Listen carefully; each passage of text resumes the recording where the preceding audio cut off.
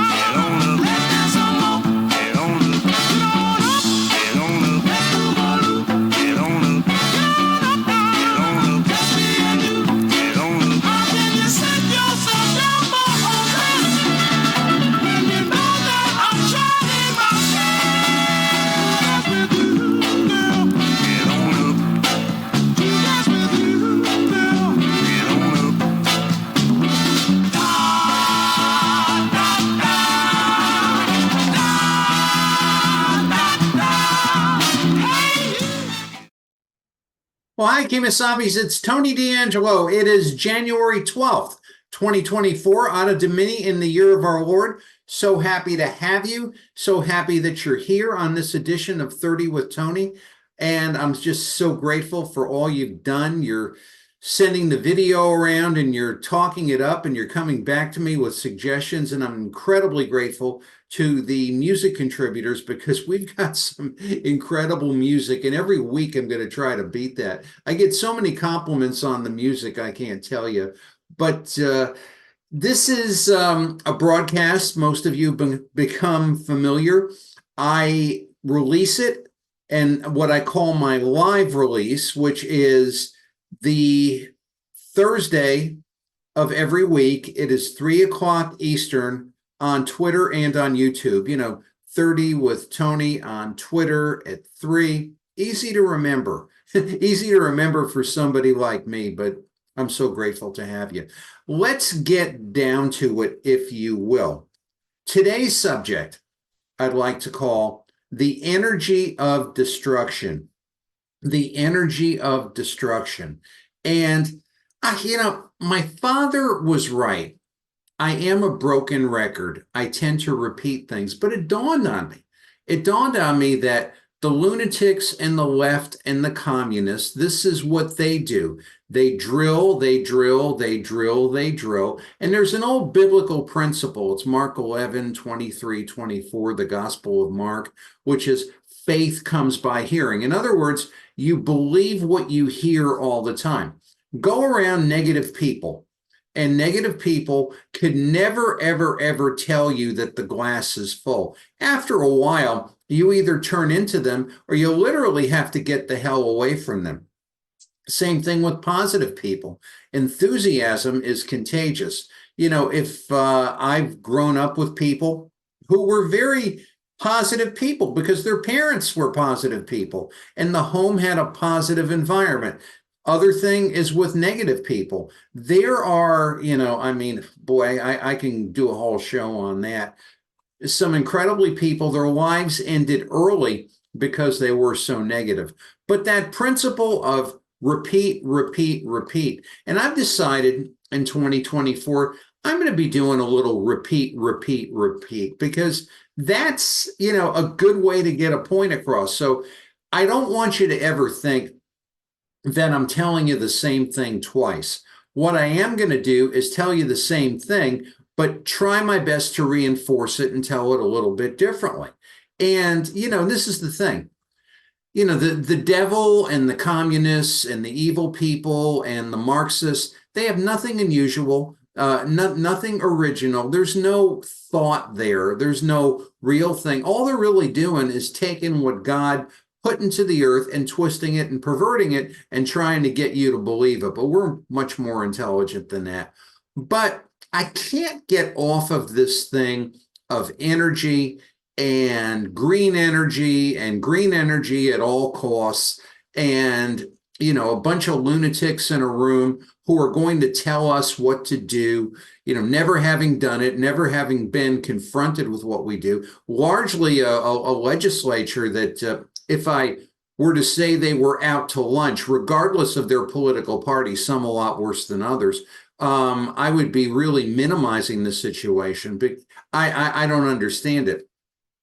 But what I intend to do is to show you something, and you'll hear me talk about it here, and you'll hear me talk about it on the Lee Elsey Show, which is so basic and so obvious that you would have to hire somebody and pay them double overtime to help them misunderstand it. That's how basic it is. We get off into a lot of, complex calculations, if you were, or complex analyses as to what takes place as far as, well, the Saudi Arabians are heavily invested in e-cars, and this is why we see a push to e-cars. Now, that's true, and I can give you analysis on that, and I could give you Wall Street Journal articles and. But leaving that aside, assuming this happy little pipe dream of the inane and the educated minded of no earthly good and everything comes to fruition, I'm going to show you exactly who's doing it, who they are, and what's going to happen if we continue to let them proliferate this nonsense and this cloud of, I don't know what you want to call it, strawberry pasted LSD haze, for lack of a better term, or marijuana, because after all, the state sells marijuana. The state competes with an illegal market in marijuana, and the state loses to the illegal market because the illegal market knows what the heck they're doing and the state doesn't. It's simple as that and just as difficult. Read Bob Swick's latest article on that about the Department of Economic and Community Development. Not today's subject, but well worth reading. I digress. That said, I would like to do a share with you today, and we're going to get down and dirty as to what this is and what this means. Something happened to me this past weekend that really brought this home for me. We'll get to that in a moment, but if you excuse me here for a moment, actually, maybe excuse me isn't the right word. I'm going to go over to a share, and I'm going to pop over to here. And this is where we were last week. We talked about Connecticut looking to cut carbon output with electric buses and urban tree planting and things like that. And we read down the article, and what we found out was that there's this happy little group of dreamers and incredibly high-paid Connecticut DEEP people who are doing this game of fantastic fictionary, trying to come up with the biggest whopper as far as how we're going to save the environment, to go to Washington with and get some of that Joe Biden infrastructure money, your tax dollars that's used for these purposes. And we went through some of the stuff that they were talking about, more chargers, more electronic car chargers. People don't want electric cars. People really don't like them. There was a very good piece last week that Jeff Flock of Fox did of driving a Tesla from Chicago to New York and what he ran into. Now, a Tesla, of course, is the creme de la creme of an electric car, let alone if it's a, Ford vehicle or a Chevy vehicle or something downhill from there. And the poor guy had a horrible time. Now, I am not against the use of electric cars, but I am for the use of the free market, a terrible word in Connecticut. Republicans, Democrats, Martians, Armenians, they're terrified of the free market. But of course, because the stronger free market kind of, reduces their usefulness to tell us all what to do. That all said, so you would see this and you would say, I don't want to get an electric car just yet. And I'll tell you something. And this is, an old man's hopefully I'm not old, but an old man's advice to the young. Never, ever, ever, ever. Last week we were talking about shared driveways and shared this and shared that. Never, ever, ever, ever, or do your best not to end up on some unpaid corporate research and development team. And you be the lead technician as you're futzing around with a project that they can't fix and they can't sell you and they're getting paid and you're stuck with the booby prize and you're trying to figure out what to do. That is a very effective language, if you will, to use when you're on the phone with technical support, who oftentimes wants to put the burden on you. Well, you put the burden on them and tell them that you're not going to be a member of their unpaid research and development team. I get a lot of yucks out of that one. But anyway, no extra charge for that, as always. But that all kind of being as it is, we started to go through the pipe dream of all these people who have never held profit-making employment, who have never run a business, who have never met a payroll, who are there only because of political happenstance, who I am sure are making more money than you and I combined, and they're all telling us what to do. But I want to look at this, and I want to look at how inane and inept and how out of touch these people really are with reality and what this all means. And I think it's warranted. Look, if they're going to put their names in the newspaper, albeit the Hartford Courant, to say who they are, I think it's up to reasonable people to find out who they are. And the part of them that the Hartford Courant is not going to tell you, of course, because it would not fit the Hartford Courant's agenda. Now, this young lady here is sort of interesting to me. She is a consultant. I did highlight this. Some days I'm better than I think I am. To the Department of Environmental and Department of Energy and Environmental Protection. Her name is Coralie Cooper.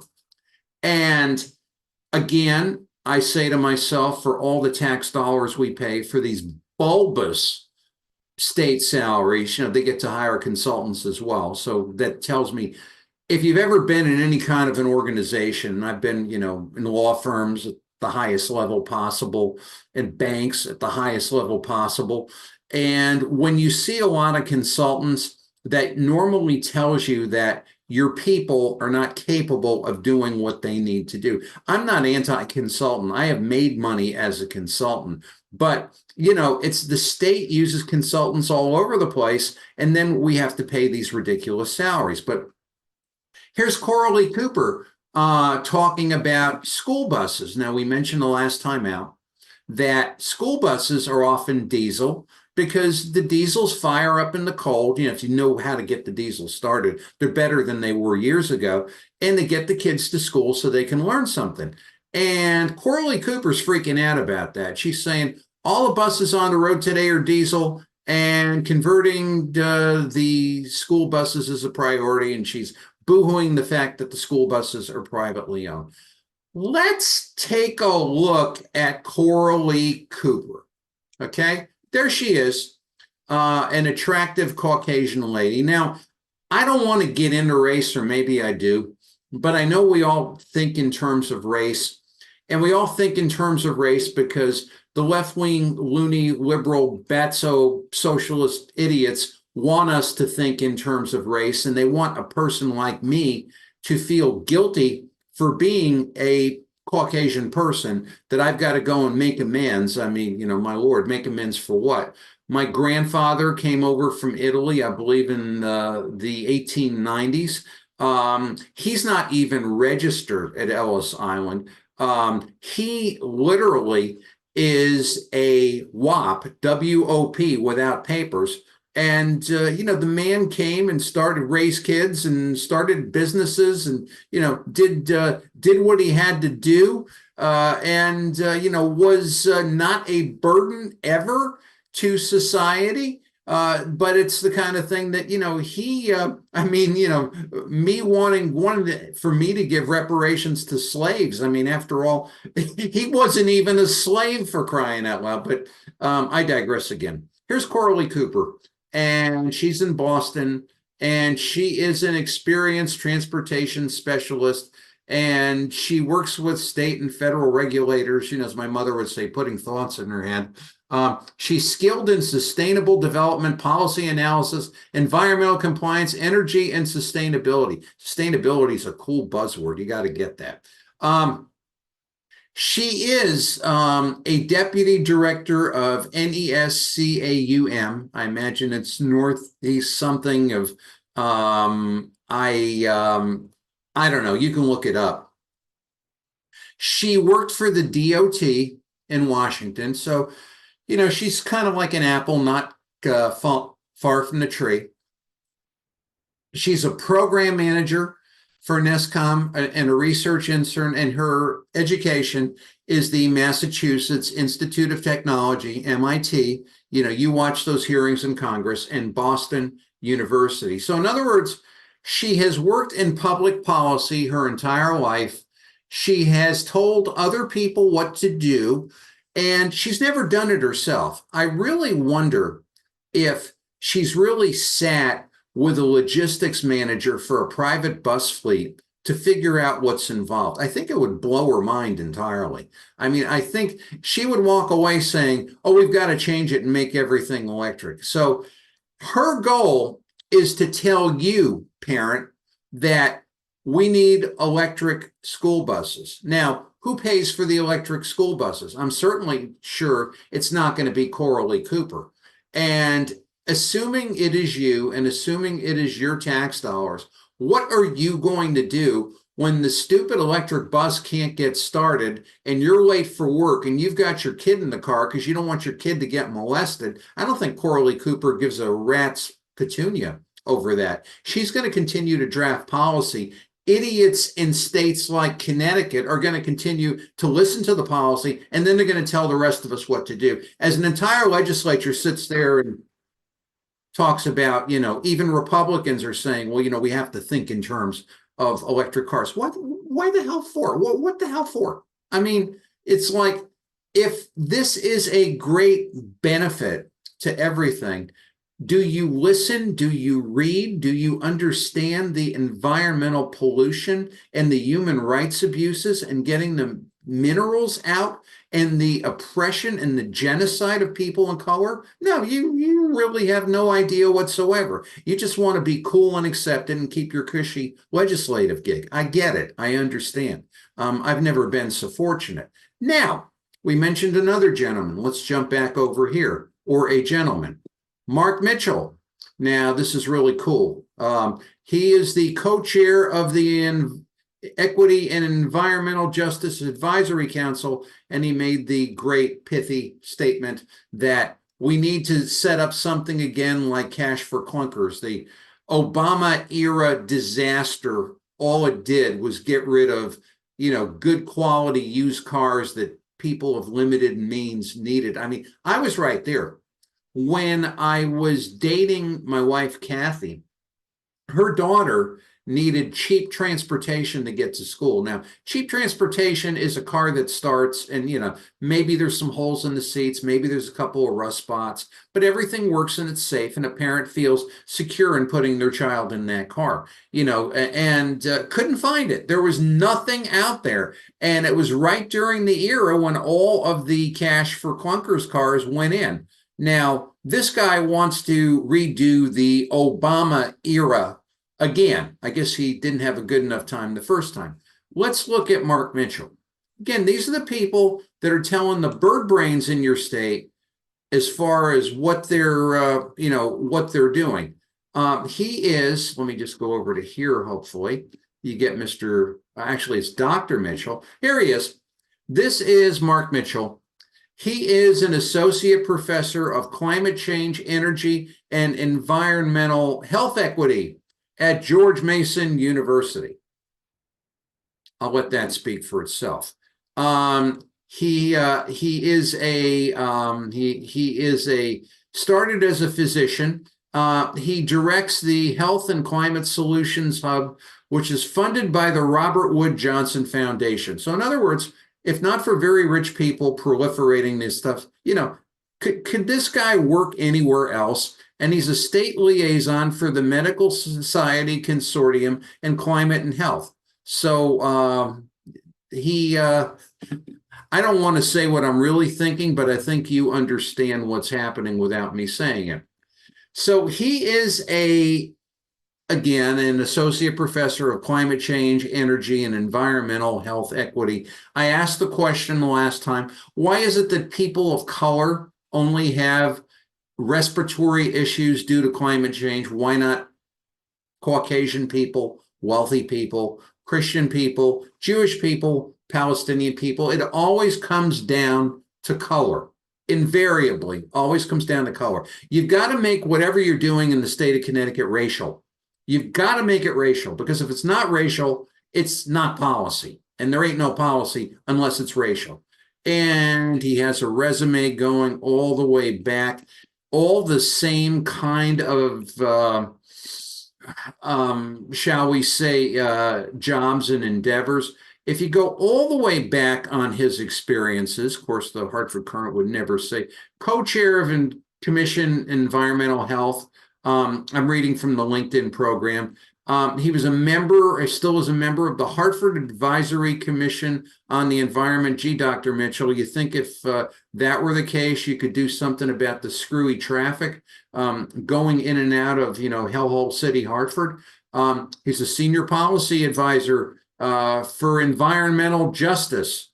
And he go all the way back. He has a long history doing the same thing. He was the director of health for the city of Hartford for 4 years. So this guy here effectively has been running the gamut in this thing. Now, again, they go in their happy little think tanks and they decide what they want to do. And for this guy to come all the way from what he did and to come all the way back and say, we need to redo cash for clunkers, draw your own conclusions. I mean, did this guy ever work in a physician's office? I mean, did he ever treat kids for the mumps and lumbago and cuts and, Ritalin abuses and things like that? And, I don't think he was anywhere near that kind of stuff.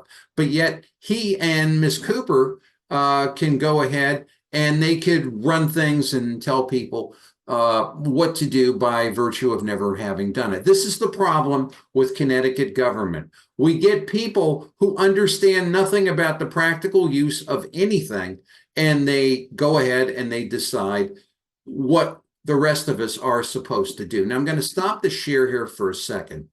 And something dawned on me today. I live in I guess you can call it, my town, Pomfret, Connecticut, is zoning, evil, is zoned to be rural residential. In other words, we can have our homes and we can do certain things on our property, but there are certain designated commercial areas. I mean, the people that came here and the people that stay here are here because that's what they wanted. Now, there's a lot of inconveniences to that. And, you must maintain your own water system. You must maintain your own waste system. You must deal with your trash. And you must, a lot of the snow removal and things, like the town will do the main road, but everything else from that is up to you. That's a part of what's there. Now, if I need to go to a market or something, there are a couple of little markets that I could walk to. It would be a very healthy walk, something I can do if I really was in the mood to do it. I'm able to do it. I've got no problem, with anything like that. Thank God. But, it's not designed for convenient living. And our state is doing the best that they can to destroy it, basically. So that said, now when it comes to getting my mail, I have to go. Now, I can have a mailbox out in the street, but it's actually kind of a security risk because it's out in the street. The snow plows will come, they'll knock it over, not meaning to. Snowstorms are very difficult things to deal with. Or if a car goes awry, or like somebody comes over a line and somebody kind of comes the other way, all the mail's in the road. So I spend the money. Again, this is something that you have to consider if you are involved in looking at, quote unquote, a house in the country. You have to, well, what is the security of my mail? What is this? So I lease a couple of lock boxes, one for the corporation and one for us personally. Now, what I do, I have a routine in the morning is I'll get in the car, I'll take the mutt and we'll go out and do our errands. Our first errand generally every day is going to the postal lock boxes. Today I got to the postal lock box and I opened up my first box, which is number 2, in the Pomfret Center post office, and the young lady came out and said, I'm sorry, there's no mail today because the truck broke down. I really don't know when the truck is going to be up and running again. We're trying to hear it. Well, what do you say? Okay, well, thank you very much. There will come a time when I will get my mail. It may be later, it may be, it may be the next day over, but I will get my mail.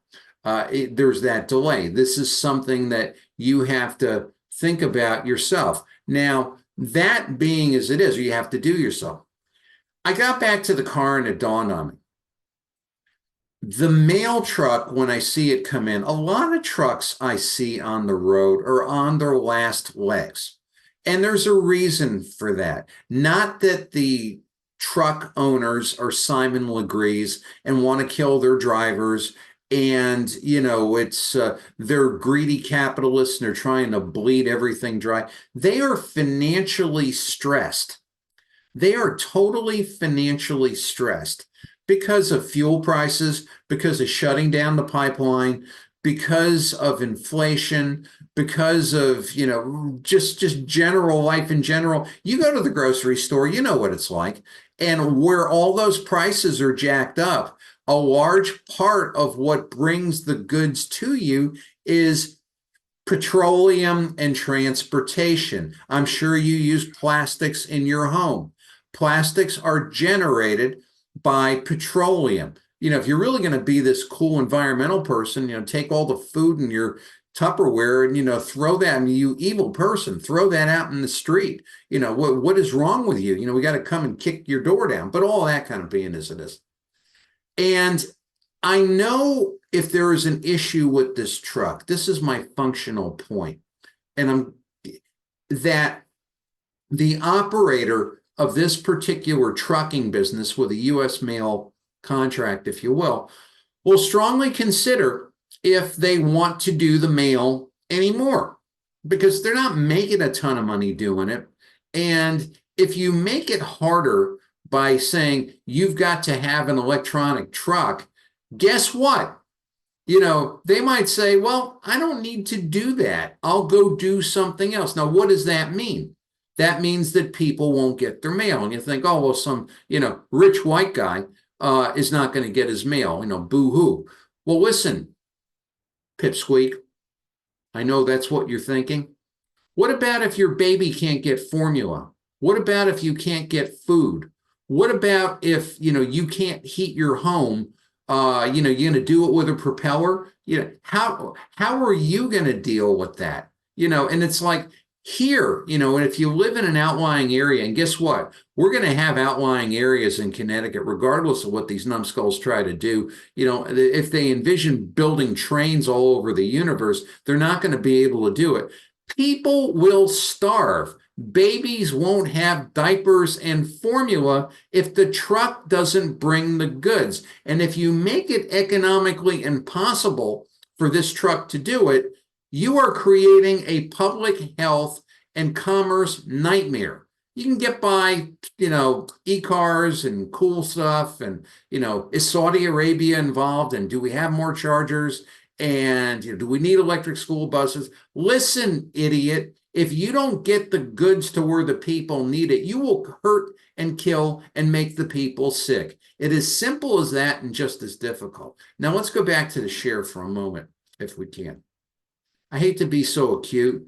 Let's go back to here. There's Coralie Cooper again, but actually we don't want to talk about Coralie Cooper. Good article in the Wall Street Journal. And I've talked about this on the Lee Elsey show, and I'll be talking about it again. California, the gold standard for Connecticut has, I won't share the whole article. I don't want to get into a copyright thing, but California has a rule now that you cannot purchase a gas truck. You can't register it now. You've got to have, actually, let me just get this right. After January 1st, 2024, any new big rigs have to be powered by hydrogen or electricity. And basically what this means is, this is a very good story. I encourage you getting a Wall Street Journal subscription if you can, of this particular gentleman, what he has to do charging a Volvo truck. And he says the truck is okay, but it is 3 hours every day that I can't get back, and I'm making less money, and the truck is burning major holes in my pocket. Guess where that's all going to go, consumer? Leaving aside the idiot politician and the idiotic administrative state, that's going to go right to your pocket. That's going to go right to the goods in your cupboard. That's going to go to the price of what you pay for things. And the bean brains and the numbskulls that are just pontificating this stuff, like the Coralie Coopers and, like the Mark Mitchells, who will dream up stuff because of equity and policy and all this other stuff. Do they realize that they are hurting and killing people in the process? Now, things will devolve themselves. I mean, basically, if you leave it to the private sector, I'll stop the share here. If you leave it to the private sector, people will do what they need to do. And ingenuity, you try to beat your competitor and do it a better way, it'll rise generally. But the bureaucrat thinks that you don't know enough to do that, and you don't have any reason to do that, because I will do it for you. I will make policy. And I'm just sitting there thinking, okay, maybe I don't get my mail, on this particular day, but what if that's a mother that can't get medicine for her baby? What if that's, a father that can't feed his children because the truck didn't make a delivery, because the truck doesn't deliver anymore, because it's too expensive for the truck and, the cost of energy and fuel to do this? I mean, it's all I really want to impress in you, and everything I need to impress with you, is you're going to hear in this legislative session all of these pontifications about the environment and energy equity and all this other kind of stuff. We can clean the environment and keep goods moving and services moving and medicine moving and food moving and everything else like that a whole lot easier by getting these stupid policy people and bureaucrats out of the way entirely. If you see this, number one, see this happening, number one, tell me. And number two, nail these people, not physically, okay, but nail these people and say, numbskull, bird brain, do you realize what you're setting up, and do you care, and do you understand? And don't take a mumble for an answer. Shame them. Tell them, if you're on Twitter, nail them. Show everybody how ridiculous this is. You see, I can't advocate for you any more than I am, but I hope that as a parent, I hope that as somebody taking care of an elderly relative, you will find 5 or 10 minutes out of every day to throttle these people for their own stupidity. Now, I said last time when I was on the Lee Elsey show, January 2nd, if there's 100 people out there that are doing this every day, you will send these people over the edge. 100 is not a lot to ask in a state of 3.5 million people. I can't do everything yourself, but I want you to see the gravity of the stupidity, of the inaneness, and just the ridiculousness of what these people are doing, where it's coming from, and what they want to put upon you. I'm sure Coralie Cooper, is in some little cool house in, Boston or whatever she is, and probably gets a lot of things delivered. I'm sure Dr. Mitchell wants for nothing at George Mason University. Not like you, not like me, but I'm sure this is happening. So with that being as it is, I mean, you've got to pick up this fight and fight the share of your own battles. I can do as I do, but I can't fight the whole thing for you. You've got to advocate for yourself. And that's my message to you. These people are so stupid. Practically, it makes my head hurt and my stomach retch. That's how bad it is. And if you think what I'm saying is hard, cruel, and rotten and whatever, deal with a sick kid you can't get medicine for, or deal with somebody who needs something that they can't get and their life depends on it. I've been in those situations. You don't want to be there, believe me. And these bureaucrats and idiots and save the world people, they could care less about you than Joe Biden does, who obviously doesn't know your existence or his own. It's Tony D'Angelo here on 30 with Tony. We'll be back with the close of the program right after this.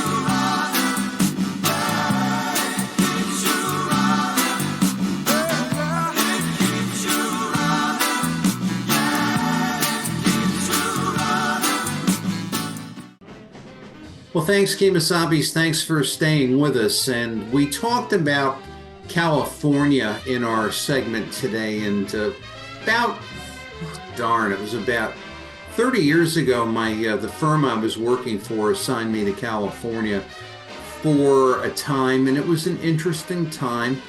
I liked it. I thought I wanted to move there, and kind of very happy I didn't. Actually tried very hard and tried to get into that office, and God was putting a wall up saying, no, this is not for you, because if I was there right now, I would really be not a very happy person for what I'm seeing happen in that state. And unfortunately, I think it's only going to get worse. But that said, it was a very interesting experience. And, that old bromide joke was so true as to, how many Californians does it take to change a light bulb? Well, one to actually do, you need 10.